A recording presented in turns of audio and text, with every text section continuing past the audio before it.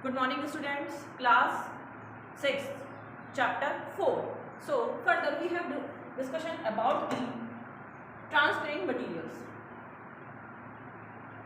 Transparency, transparent, translucent or opaque material. So today I am going to start again with chapter number 4. Next properties is thermal and electrical conductivity. Actually, what is thermal and electrical conductivity? So, metals like silver, copper, iron and aluminium becomes hot when they are heated over a flame. It means कि ये वो metal हैं जिनको हम किसी flame पर अगर हम गर्म करते हैं, राइट, तो वो कैसे होते हैं, उसमें हीट आ जाती है. कौन कौन से मेटल्स हैं? Silver, copper, iron, aluminium become hot. वो तब हॉट होते हैं when they are heated over a flame, जब उन्हें किसी फ्लेम पर रखा जाता है. So these materials are said to be good conductors of heat. इसलिए इन मटेरियल्स को हम क्या कहते हैं? गुड कंडक्टर्स ऑफ हीट, यानी कि हीट के ये बहुत अच्छे कंडक्टर हैं. We can say other words in conductors in Hindi is चालक. Materials like plastics, rubber, wood etc do not allow heat to pass through them. It means कि ये वो materials हैं जिसमें से heat आसानी से पास नहीं हो पाती. It means अगर हम उनको फ्लेम पे रखते हैं तो ये गर्म नहीं हो पाते. कौन कौन से मटेरियल्स हैं? Plastics, rubber, would. These materials are called poor conductors और bad conductors. इसलिए इन वाले materials को क्या कहते हैं हम? Poor conductors और bad conductors of heat. So here बेटा आप इस डेफिनेशंस को और इस डेफिनेशंस को अंडरलाइन कीजिए.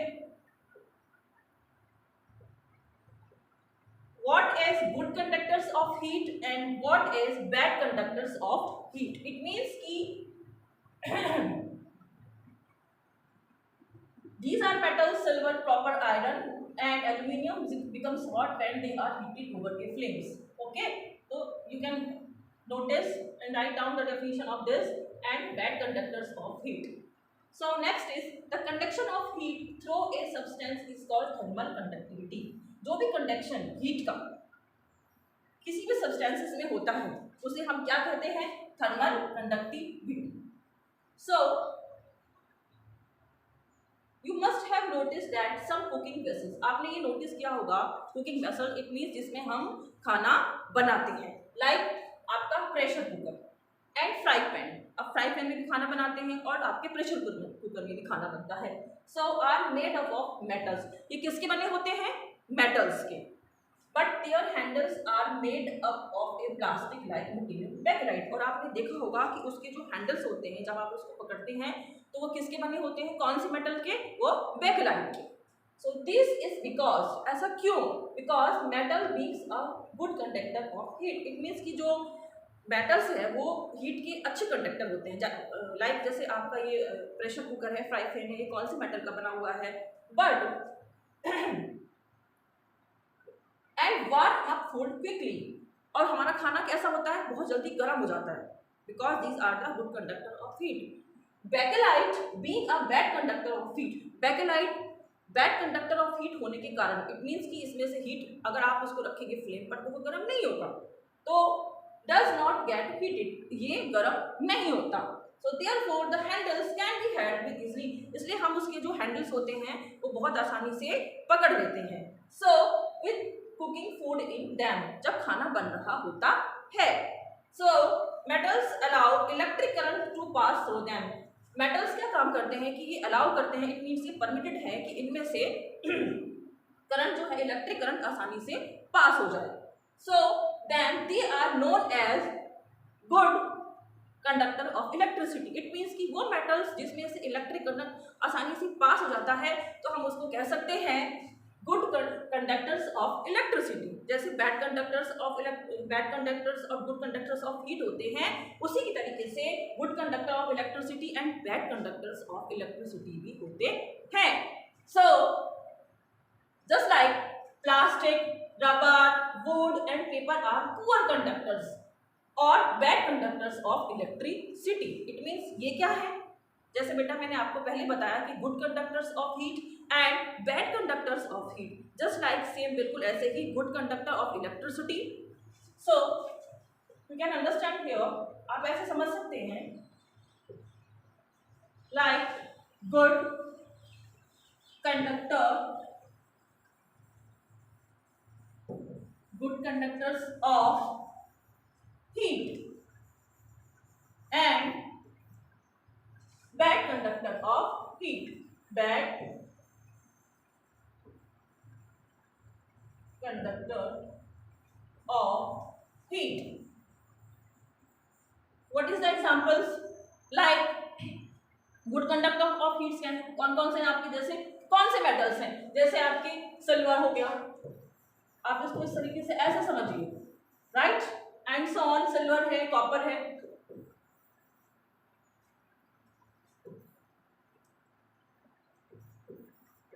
ऐसे ही बैड कंडक्टर्स ऑफ हीट है आपके, जैसे वुड है, like so many examples. Just like बिल्कुल इसी तरीके से आपके good conductor of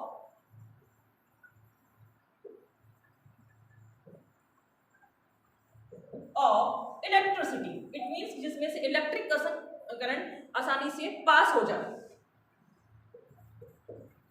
electricity, and bad conductor of electricity.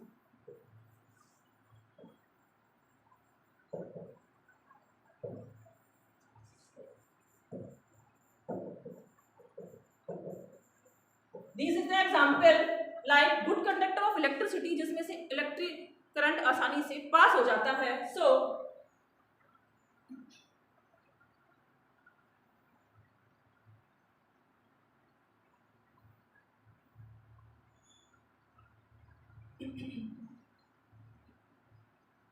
And the bad conductors जैसे प्लास्टिक है, रबर्स है, वुड है एंड पेपर्स है। So next is magnetic property. अब मैग्नेटिक प्रॉपर्टी क्या होती है? So certain substances have the property of being attract by a magnet. कुछ सब्सटेंसेस, कुछ पदार्थ, वी कैन से इन हिंदी सब्सटेंसेस पदार्थ, कुछ पदार्थ उनमें ऐसी प्रॉपर्टी होती है कि उसमें वो मैग्नेटिक से अट्रैक्ट हो जाते हैं, अट्रैक्शन की होती है। इट मीन्स अगर आप किसी चुंबक को उनके पास में रख देंगे तो वो अट्रैक्ट हो जाएंगे चुंबक की तरफ। So such materials are called magnetic materials. इसलिए इस तरह के मटीरियल्स को हम क्या कहते हैं? Magnetic materials. Metals like iron, cobalt and nickel are magnetic material. It means अगर इन वाले मेटल्स के सामने, इन वाले कौन कौन से, आयरन, कोबाल्ट और निकल के पास अगर आप मैग्नेट को रखेंगे तो वो आराम से उसकी तरफ अट्रैक्ट हो जाएगी। तो हम ऐसे मटीरियल्स को क्या कह सकते हैं? Magnetic materials, right. Objects made of these metals will get attract to the magnets. It means ये ऑब्जेक्ट्स बने होते हैं किन वाले मेटल्स के? विल गेट अट्रैक्ट, जो अट्रैक्ट हो जाते हैं टू द मैग्नेट के। इट मीन्स ये वाले ऑब्जेक्ट कुछ इसी तरह के मेटल्स के बने होते हैं। The materials that are not attracted a magnet, वो मटीरियल्स जो मैग्नेट की तरफ अट्रैक्ट नहीं होते हैं, are called non magnetic materials. बिल्कुल सिंपल है, उनको हम क्या कहेंगे? Non magnetic materials. So just like aluminium, copper, brass, wood, plastic, paper and rubber are some of the non magnetic material. It means कि ये सारे मटीरियल्स वो हैं जो मैग्नेट की तरफ अट्रैक्ट नहीं होते हैं, तो इसको हम क्या कहते हैं? Non magnetic materials. ये आपके एग्जाम्पल्स हैं।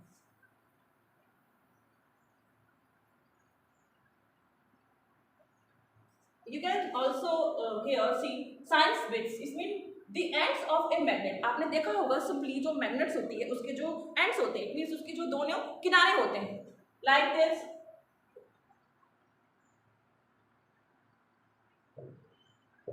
Suppose this is your magnet,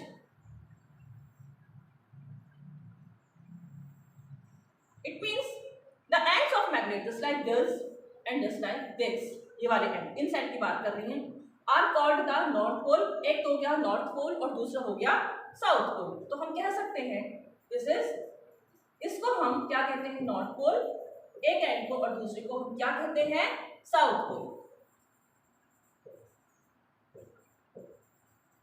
clear?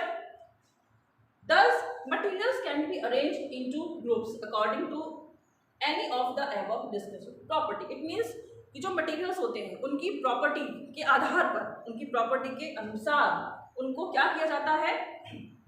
Arrange किया जाता है, उसको रखा जाता है ग्रुप्स में।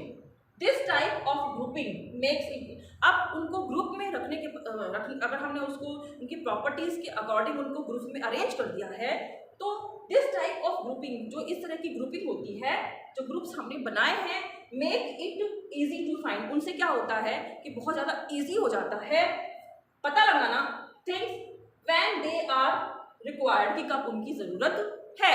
सो it also facilitate the study of their property, और उनके बारे में अध्ययन करना, उनके बारे में स्टडीज करना, उनकी प्रॉपर्टीज के बारे में अध्ययन करना भी बहुत ज़्यादा आसान हो जाता है।